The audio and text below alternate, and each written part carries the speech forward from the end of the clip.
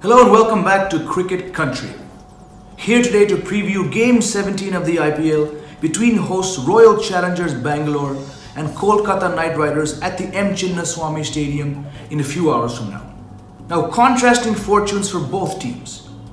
Kolkata Knight Riders won 2 matches on the back of some ballistic hitting from Andre Russell and then forced a tie into the super over against Delhi Capitals, which they lost as Kagiso Rabada bowled a series of stunning Yorkers. 2 wins and a loss for KKR has kept them in the top half of the IPL points table. On the other side, Royal Challengers Bangalore, 4 games, 4 losses to mark the worst start in any IPL season for RCB.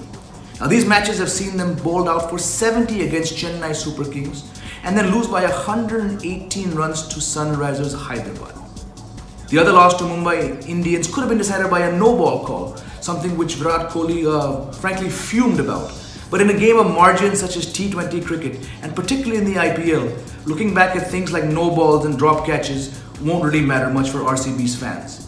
They will want their team to win, and while it's not quite desperation point for RCB yet, there is still a mathematical chance of them making the playoffs. Something really has to change when it comes to this team. Virat Kohli spoke after the loss to Hyderabad about that being one of the team's worst losses. Now after that, the team again lost to Rajasthan Royals in a match which they really could have closed out. It didn't happen, and now RCB are 4 down and in search of their first points this season.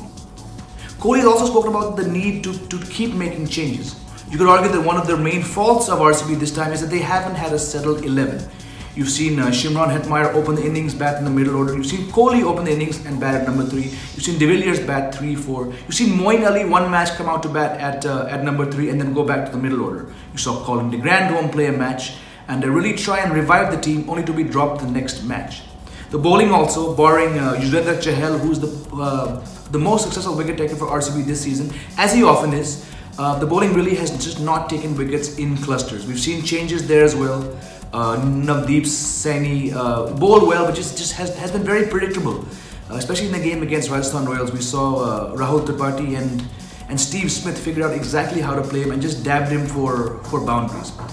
Now these are all factors which come together have really left RCB in a spot of bother. Now while 4 losses in a row mark the worst start for them and matches the streak of 4 consecutive losses that Mumbai Indians suffered in 2015, the year they won the trophy. That season, Mumbai went from 0-4 down to script a stunning turnaround and storm into the playoffs and eventually win the league.